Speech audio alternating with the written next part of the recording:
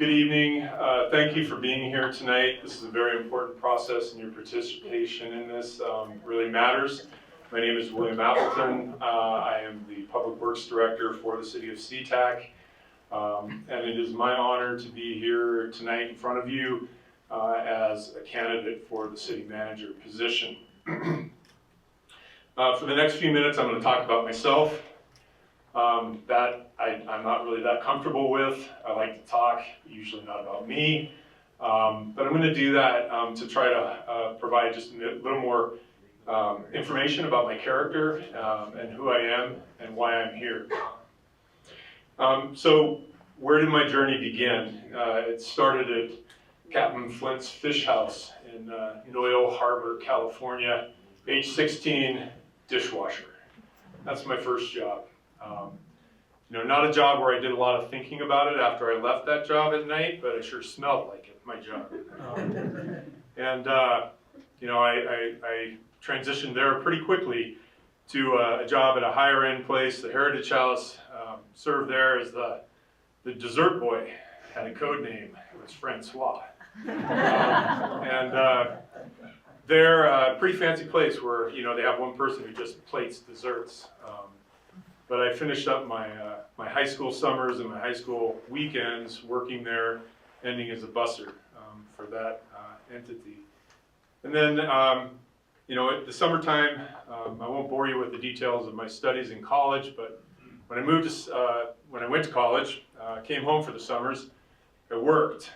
You would have found me the first couple of summers in a lumber mill, pulling green chain on swing shift, terrible shift. Late evening into very early morning, and then working a few more hours during the day for carpenters, drywall, sanding, insulation install type work. You just see me doing that for a couple summers. And then I got smart and found a job with Caltrans during the last 2 summers of my undergrad, and worked with them on heavy highway construction there, assisting the resident engineer. So that was fortunate. And why do I share this with you? I share this with you just to give you a little more insight into my character. I'm a person who believes that no job is beneath me if it needs to be done. I feel that the only entitlement to anything that I have is maybe the opportunity to compete for it.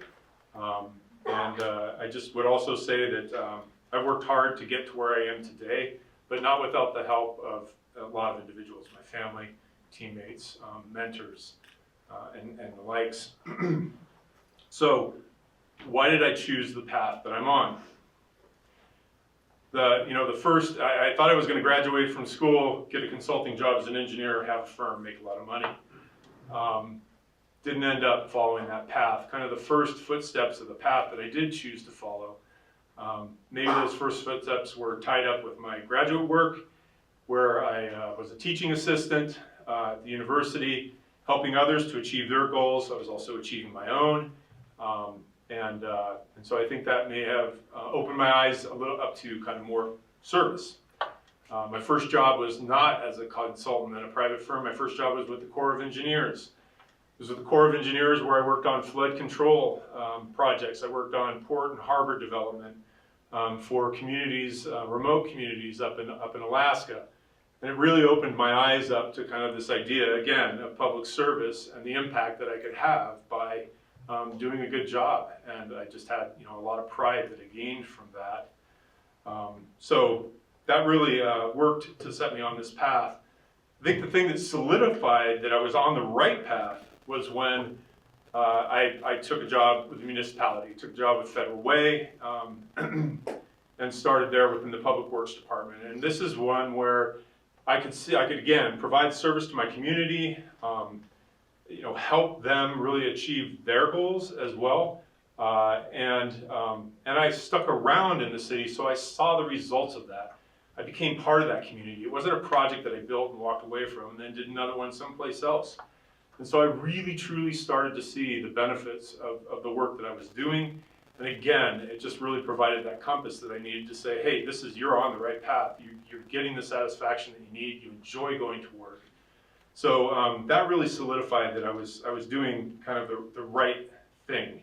And I've stayed on that path now for 20 plus years, and am here as the Public Works Director tonight and candidate for City Manager. So why me, why SeaTac, why now?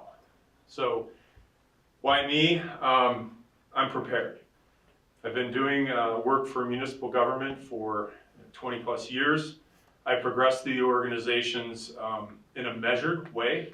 I've always looked for opportunity to advance only when I truly understood the role that I was in, the work that I was doing, and had a good command of it. That I wouldn't be asking people to do things that I couldn't or wouldn't do myself. When I got to that point, if I saw an opportunity to move up in leadership and management, it was really motivated primarily about what more can I do? In that role, can I be more effective at what it is I'm passionate about? And that's how I made my decisions as I stepped through the organizations that I've worked for. So at Federal Way, started out as stormwater engineer, project manager, and then went to engineering review manager, surface water manager, deputy public works director. And then I stepped away from Federal Way after 12 plus years and came here to SeaTac, where I'm now the deputy, or the director of public works. So I believe I'm prepared. I've learned the leadership skills. I know how to form good relationships, and I think that I have the understanding of municipal government to be highly effective. So that's the why, the why me. Why SeaTac? Well, I am passionate about the city of SeaTac. Passionate when I came here, still am passionate. Optimistic, absolutely optimistic about the prospects of this community. After having served 9 years here, I think I know this community very well. I also know that I don't entirely know this community. This community is very diverse, it's very deep, has a lot of different aspects that I continue to be interested in learning more about as I continue my career here in SeaTac. So I believe that I can do a lot of good in SeaTac. I can hit the ground running. There's not a lot of startup. With that, I would just like to kind of touch on, and I'm going to read from a list here, just a few of the accomplishments that I've been directly involved in. A lot of support from staff and others. I would just reinforce that. When I came here, and since I've been here, we fixed the parking tax. I negotiated the current ILA with the port. The DA with Sound Transit, Federal Way Light Rail, was a key negotiator on that as well to ensure that the interests of the city were taken into consideration and addressed. State Route 509, another $1 billion project, ensured SeaTac's interests were satisfied. Phase 2 is starting here shortly.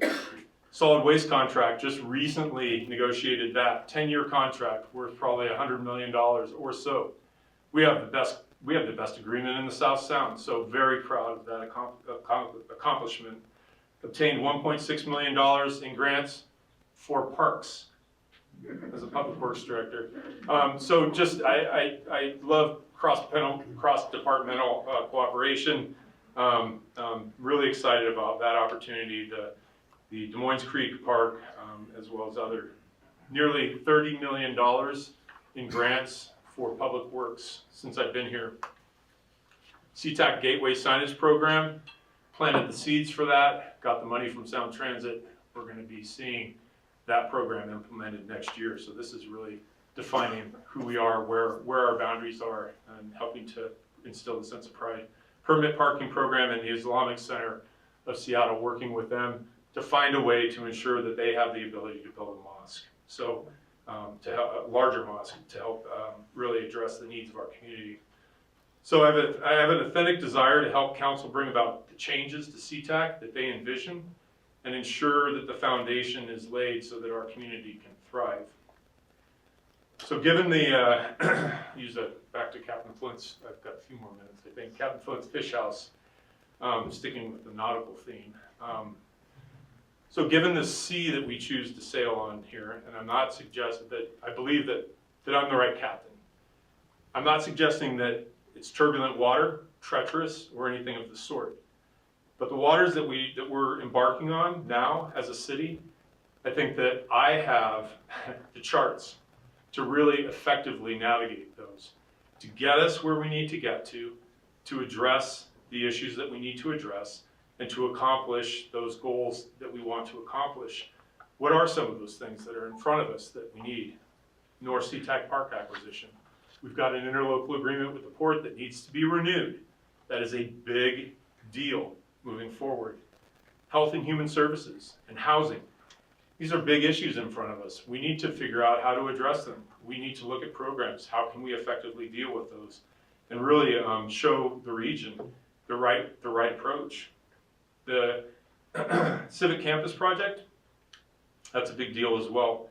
That needs guidance. And then FIFA 2026 is coming to our town. So I'll be prepared for that as well.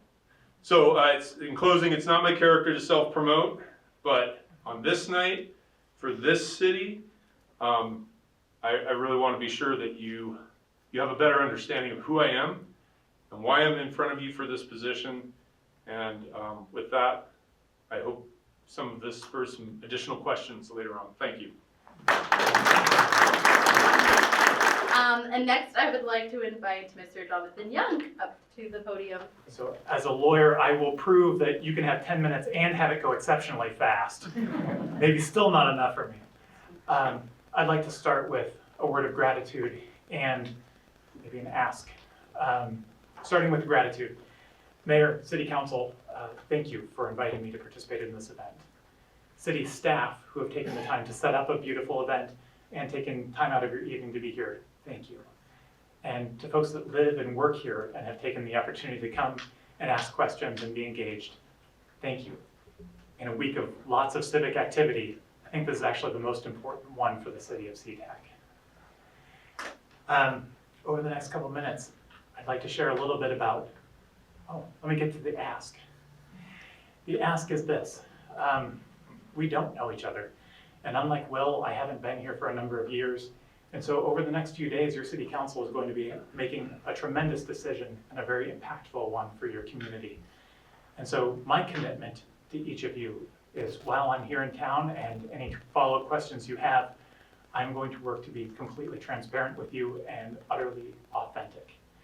I don't want your city council to pick me, only for me to turn out to be somebody different than they thought they were getting. In return, I would ask that you do the same and bring to the greatest extent possible your authenticity to the questions and stories that you tell me while we're talking tonight. I really want to get a chance to get to know each of you and what you hope and dream for the city of SeaTac. What I'd like to share is a bit about my past, the crossroads that have kind of brought me here tonight, and why, if this were a dating relationship, I think we'd be really good together. So by way of background, the part that's written down and what you already know is I'm the city attorney of the city of Vancouver. Vancouver is a big city. It's the 4th largest in the state of Washington. It's on its way to becoming the 2nd largest in the state of Washington through organic growth and potential annexation. Along with that, I've had the opportunity and privilege to work on some really impactful projects over the course of my 14-year career with Vancouver. We own and operate our own municipal airport. We have a close working relationship with the FAA. We work closely with the Port of Vancouver because we're right on the Columbia River. And so some of the partnerships that SeaTac needs to leverage and work to harmonize are ones that I've been working in for years. Vancouver is also unique in that it brings a regulatory complexity that is nearly unparalleled, but I think SeaTac actually comes pretty close. And that excites me. I like coming up with creative solutions to complex problems. The list of problems I've solved over my career are probably on my LinkedIn bio and elsewhere, but they include big picture topics like homelessness, spawning economic development, creating a beautiful pier that draws people to the water's edge. But that's not where I started. And so let me back up kind of in the vein of the fish house and say that I also come from humble roots. My dad was a traveling salesman. We lived everywhere briefly, which across the country meant that I got the chance to experience a lot of different places and find what I liked and what resonated with me. the Pacific Northwest is where I found my heart belonged. And so I moved here in 2001 and have lived in Washington State ever since, and it's where I plan to stay the rest of my career. I started off also working construction, working late hours, detasseling corn in the farm heartland of America, and ultimately found that one of the most rewarding jobs I found was working parks and recreation in college, and that was my first foray into local government. I then went to law school, waiting tables and nights, and when I graduated, I started working as a trial lawyer. And that sounds very prestigious, and if you watch lots of lawyer shows, you probably have one image of what that looks like. But what that really looked like for me was sitting with people who are in a place of trauma. Because everybody who needs a lawyer is having a bad day. One of my favorite clients, a police chief, once said, you know, the difference between you and the dentist is I get Novocaine when I go to the dentist. And so I was sitting with people and learning to walk through this space, looking at the world through their eyes. Along the way, I was promoted multiple times. 10 years ago, I started running one of the biggest law firms in Southwest Washington, the in-house civil law division of the Vancouver City Attorney's Office.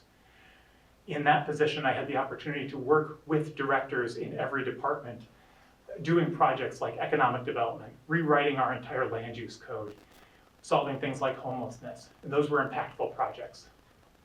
5 years ago, I became the city attorney of Vancouver.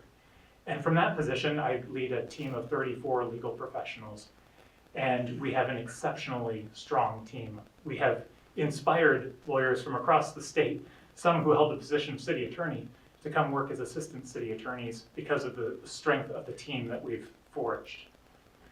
But from the position of city attorney, I've had other opportunities.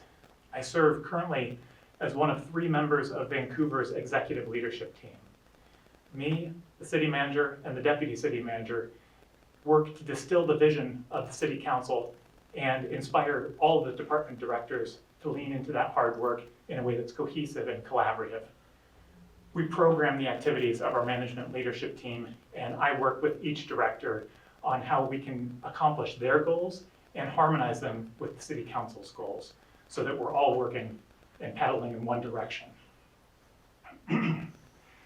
That's a pretty great job, and so you might be wondering, why would I be here tonight? And I've gotten actually just that question, why would you possibly want to be coming here? The reality is I find myself at a crossroads, and this is a very special place. The crossroads that I'm at is, I've been married almost 2 decades.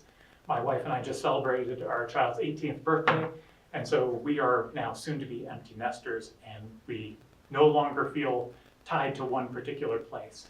And if there's one thing I've tried to do throughout my life, it's live with intention. And so this is a moment for me to consider where I want to spend the rest of my career. I received a couple questions like, is this a stepping stone to something else?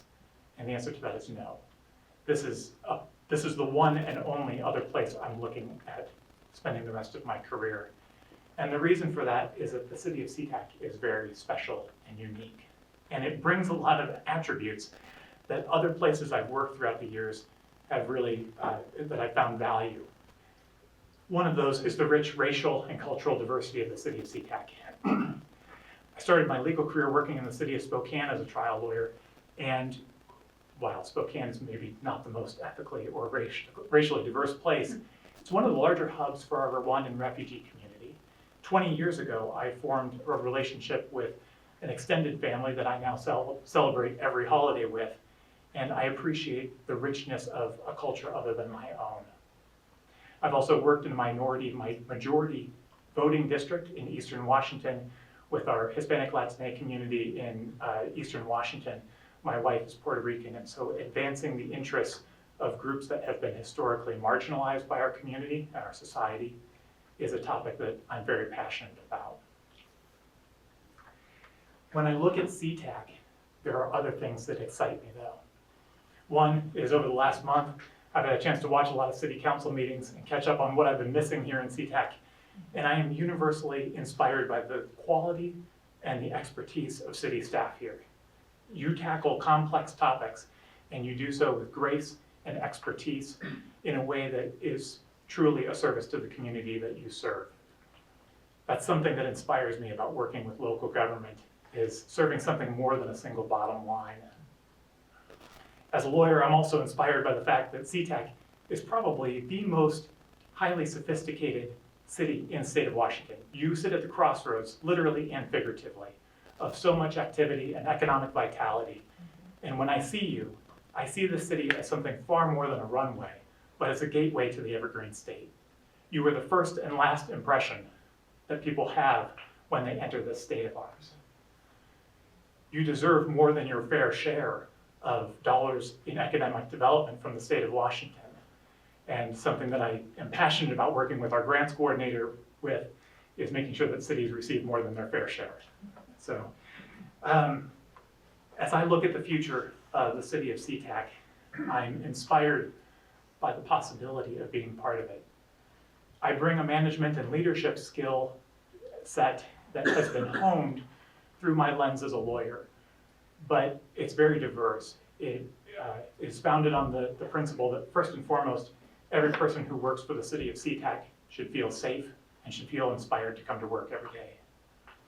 Second is, I know that I'm not the expert witness on the stand in every trial, and so my job is to bring out the best in everybody I work with.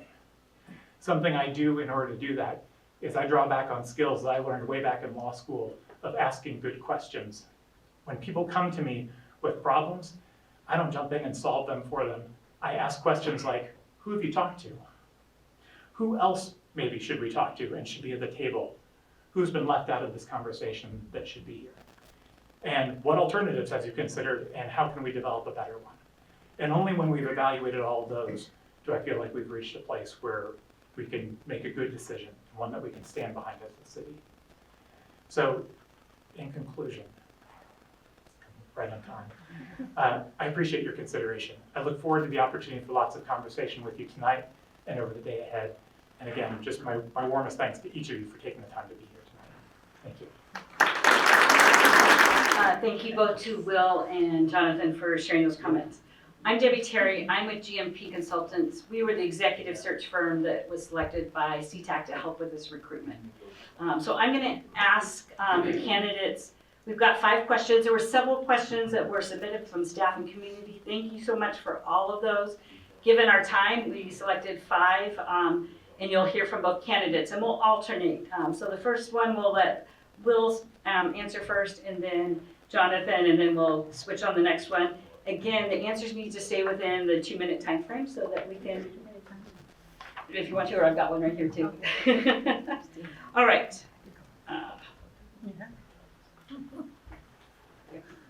All right, so the first question, how would you, as a city manager, continue to support and expand the effort in boosting visibility and economic opportunities for minority-owned food businesses in SeaTac to ensure they thrive and contribute to our community's diversity? So really lending support to our diverse culture and ensuring that they have economic opportunities in the city of SeaTac. That is a priority for council today. And I think as city manager, continuing to support that vision and prioritization that's handed down by council around that would be important. How would you then use, I guess, the city departments and the city resources to bring that about? You know, we're doing that today. We're doing that in part through our public works acts, where we're doing the improvements for pedestrian facilities. We're trying to get people out of their cars on the streets. We're trying to improve the lighting conditions and safety conditions around our city, and I think we're making really good progress with respect to that. We also have programs and opportunities through community development. I think where these types of businesses can be further supported and showcased in the community. So I think there I would continue to work with CED and Parks as well to ensure that there are opportunities for these storefronts, that those improvements keep being rolled out so that people are more comfortable navigating that, and that we really encourage people to move from the airport and rather from just into the hotels, create mechanisms where they're on the streets and they're hitting those storefronts and supporting those communities. So I think those would be the first steps, and then of course working and to look for other opportunities where we can provide additional funding at the will of council to provide further support. So thank you. It's a great question, and the rich diversity of foods within the city are one of its greatest assets.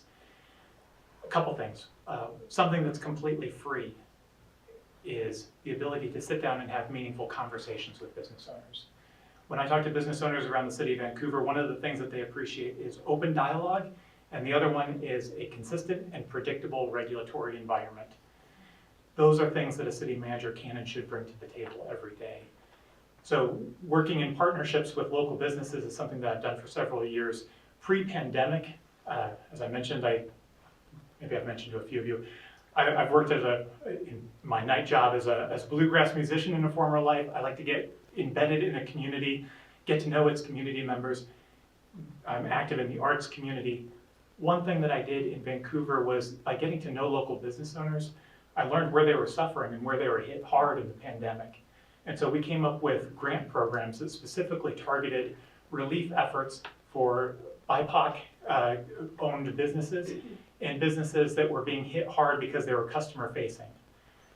Something else you can do is, and in tandem with the city's Community Economic Development Director and Communications Department, is really work strong to increase the city's digital footprint.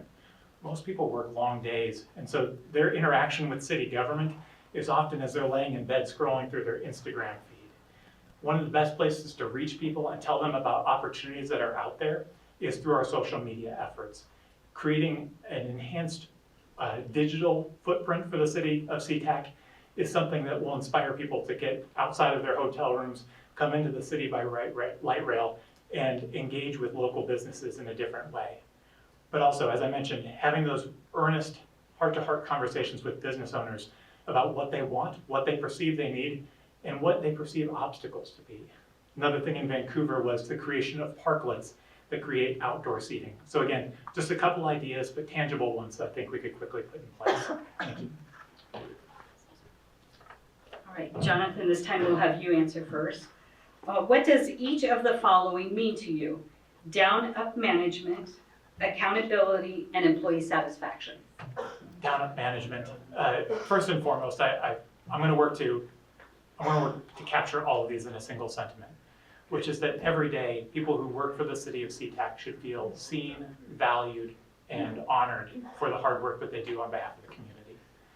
Something that I've initiated within the city of Vancouver that I will be passionate about continuing here is making sure that every city employee feels safe and welcomed and like they belong coming to the city of SeaTac. Working in local government can be sometimes a dangerous job, and it's important that city managers give the credit and take the blame for all the contributions of the city. When we look at a sense of shared ownership and accountability, that's something that I've also been passionate about bringing in the past years. And the way that I think that needs to happen in an organization that's as large and complex as SeaTac is that you need a set of unifying values for the entire city that will outlive any one city manager. It's important that you have a unifying sense of purpose that each employee can dig into and know that if they're acting in service to that set of values, their work will always be defended and protected by the other people that work, their supervisors and city manager and city council. So those are a couple sentiments that I think encompass that idea. Finally, I had an opportunity to visit about awards and recognition.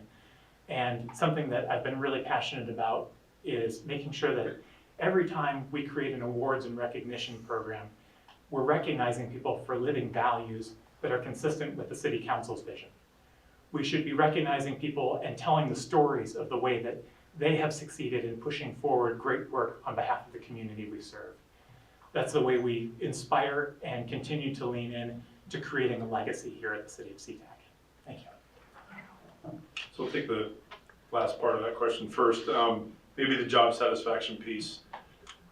that's extremely important. We come to work 8 hours a day or more, 365 days of the year we're employed here. We spend a great deal of our time at work, and job satisfaction is absolutely critical. That is where the best work is done. Big believer of that. I've worked hard within my department. I've seen hard work across the city to improve that. And I think job satisfaction comes with clear direction. It's the responsibility of the management structure to work fluidly with staff to make sure that staff have the tools and the understanding of what it is they need to accomplish. I think that's a big part of it. So on the job satisfaction piece, accountability, it kind of speaks for itself, right? We all need to hold ourselves accountable, and when that doesn't happen, it really causes a very poor culture to exist. And I think touching on culture, that's something that SeaTac can work on and continue to improve, is really establishing the culture that we want, and really getting staff to get on board with that, which leads to accountability. We get the culture that we're willing to accept. We get the behavior that we're willing to accept. And so it's truly important to be able to identify those issues, establish that positive culture, and I'm a big believer in making sure that job satisfaction is number one, given the time that we spend. And the bottom up management, that really is just being able to have those crucial conversations at the lowest level, being able to talk with your supervisors to problem solve, and then and making sure that can be elevated as needed.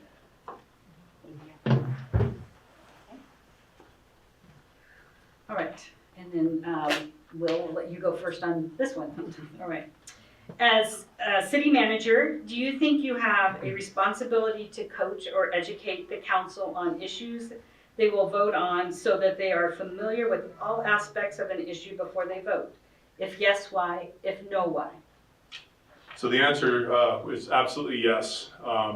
It is the responsibility of the city manager and staff, for that matter, at all levels, to really ensure, to help ensure that council is fully informed in the decisions that they make.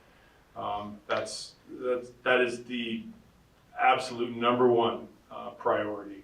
So I believe that the years of experience that exist, not only within myself, but across the leadership team and across a lot of our staff, all of that needs to be brought to bear to really help inform council about the decisions that they want to make, and more importantly, about perhaps some different alternatives or approaches to accomplishing what it is that they're expressing as their vision for the community. So 100% believe that it is the responsibility of the city manager and staff.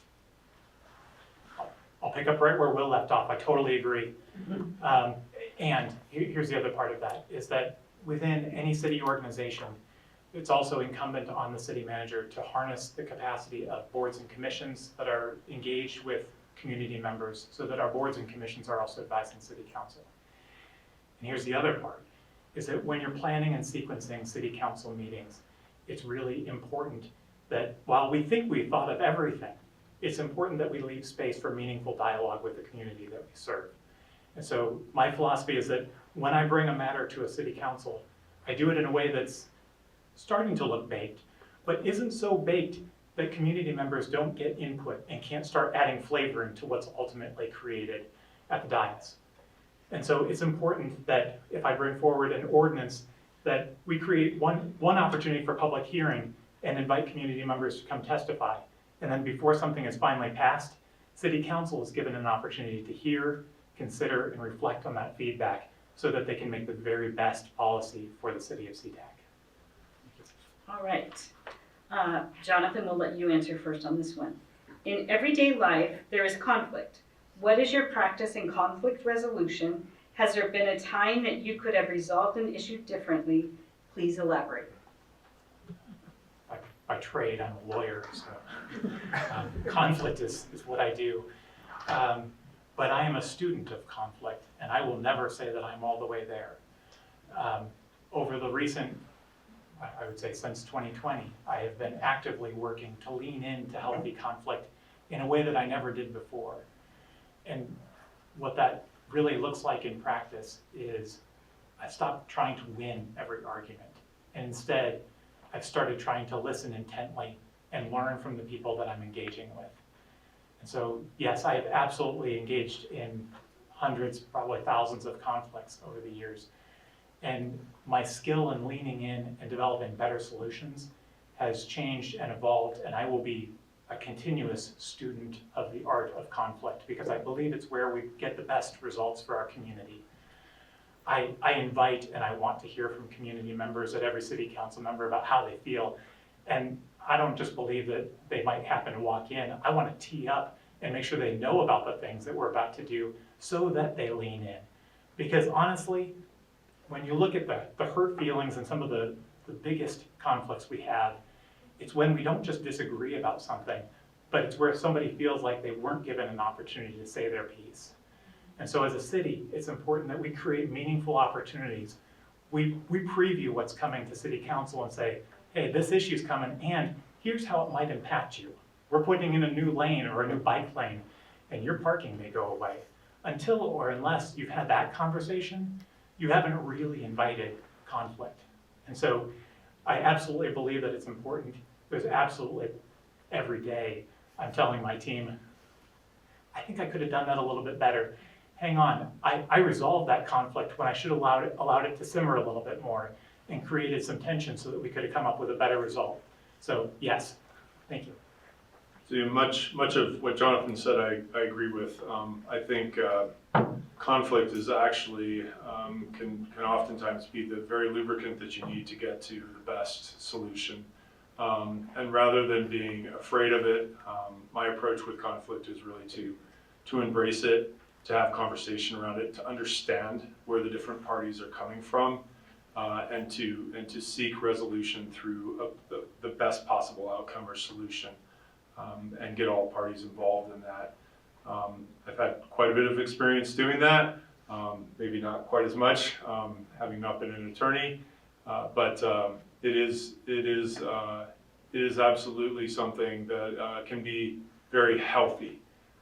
So I would say that in instances where maybe I've acted too quickly, a lot of that I can't really pinpoint a time where that's the case, because I really do, and I have believed this for a long time, I really do embrace it. I try to be thoughtful about it. I don't make snap judgments. But at the end of the day, I also recognize that we have a city to move forward. We have things that need to be resolved and issues that need to be addressed so that we can make progress. And I'm not in fear of making decisions when decisions need to be made. So conflict tends to be a good thing. I do tend to lean into it, and I welcome the diversity of opinions that comes out of it. All right, here's our fifth question. What are the 3 most important challenges that you think the city, not the city manager, but the city will need to address in the next 18 months? 3 most important challenges. I think really the first is to get a city manager seated and to really start to have that conversation with staff and council about where do we go from here, and what does change look like, and what is the nature of that change. So maybe change management is one of our biggest challenges moving forward, and ensuring that there's a comfort level with staff and the community around what's happening and who's selected and where we're headed. Without that, you don't go very far. So I think that would probably be the number 1 priority. There are a whole myriad of other things that we as a city have in front of us, some more urgent than others. So I would certainly identify, ensuring that our priorities and visions that are handed down to us by council are well understood.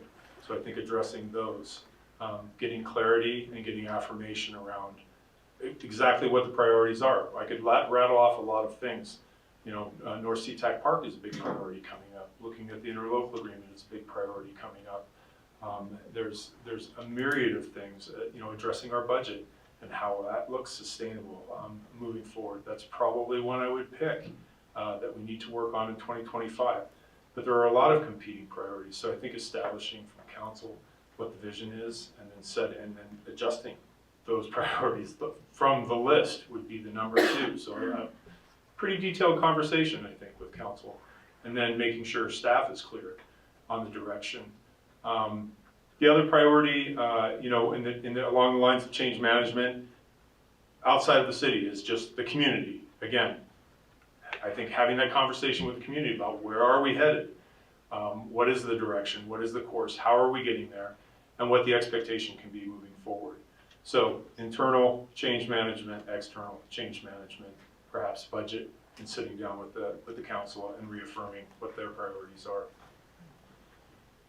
It's tempting to rattle off a couple high priority items, and you've got a lot of big ones that you're facing.